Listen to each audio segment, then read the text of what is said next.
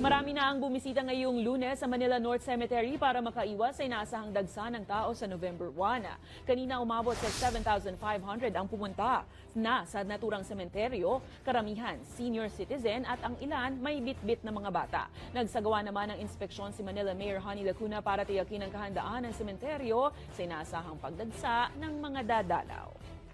Tatanggap lang po tayo ng mga dadalaw hanggang alas 5. Yun lang po, hindi na ho tayo tatanggap pa way beyond 5 o'clock. Papapasukin pa rin po namin kayo. Alam naman ho yung maigsi na ang araw ngayon, madali na pong dumilim.